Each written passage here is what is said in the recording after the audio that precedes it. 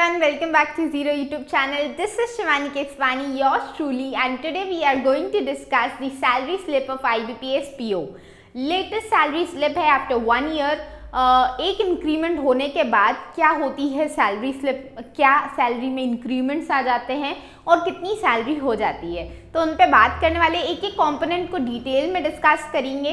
So let's get started without any further delay.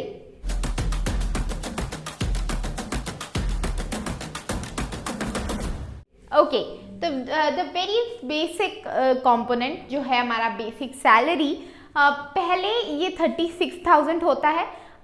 Her PO का same होता है, चाहे आप किसी भी बैंक में चले जाओ, but after an increment it increases to 37,490.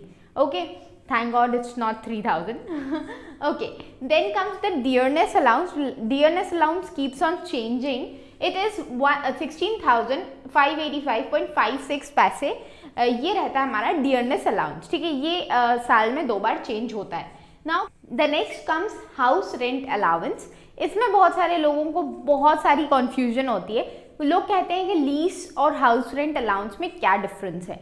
Lease आपको मिलती है जब आप अपनी फैमिली से दूर रहते हो. ठीक है, जब भी आप अपनी फैमिली से दूर रहते हो और उस सिटी में आपका कोई खुद का घर नहीं है या आपकी फैमिली का घर नहीं है, तो आपको मिलता है लीज. और अभी जहाँ मैं अभी स्टे कर रही हूँ वो एक रूरल एरिया टाइप का है, रूरल सेमी रूरल टाइप का, और यहाँ पे लीज बनती 8,000 रुपये.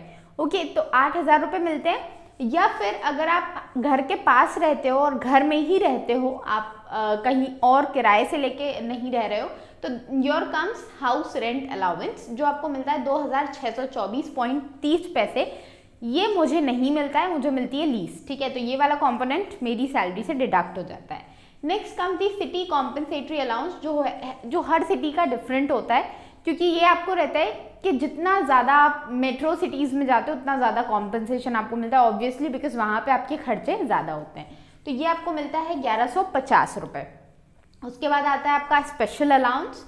इसका कुछ ऐसा रहता नहीं है, बट ये हमेशा मिलता है. ऐसा नहीं है कि कोई स्पेशल ओकेजन है तभी मिल रहा है, ऐसा कुछ नहीं है. और ये लेटेस्ट मंथ की सैलरी स्लिप है, अगस्त की सैलरी स्लिप है, 6,148.36 पैसे. इसके बाद मिलता है डीए ऑन स्पेशल अलाउंस, जो है 2,720.3 पैसे. लर्निंग अलाउंस 600 रुपये मिलता है कि आप लर्न करते रहो. न्यूज़पेपर का अलग से मिलता है 450 रुपये. 590 रुपये आपका मिलता है मोबाइल बिल का रीइंबर्समेंट होता है. और आपको पेट्रोल का मिलता है 35 लीटर के हिसाब से, जो अभी 3600 चल रहा है. ठीक है, तो ये तो हो गए मंथली अलाउंस, मैंने आपको बता दिए. बाकी इसमें डीए ऑन लर्निंग अलाउंस कितना है, 265.44 पैसे. ओके, बात कर लेते हैं डिडक्शंस की, जो कि ऑब्वियसली किसी भी सैलरी स्लिप के इनहेरेंट पार्ट होते हैं. सबसे पहला आता है आपका प्रोफेशनल टैक्स, जो स्टेट टू स्टेट वेरी करता है, 208 रुपये. उसके बाद आता है आईबॉक. आईबॉक मतलब आप किसी भी बैंक में चले जाओ, आप उसकी यूनियन का हिस्सा होते हो. जैसे ये ऑल इंडिया बैंकर्स ऑर्गेनाइजेशन ऐसा कुछ है, कमेटी वगैरह, तो उसमें आपके 200 रुपये कटते हैं. तो ये हर जगह होता है. ठीक है, आप किसी ना किसी जो हमारी वहाँ की यूनियन होती है उसका पार्ट आप बनते हो.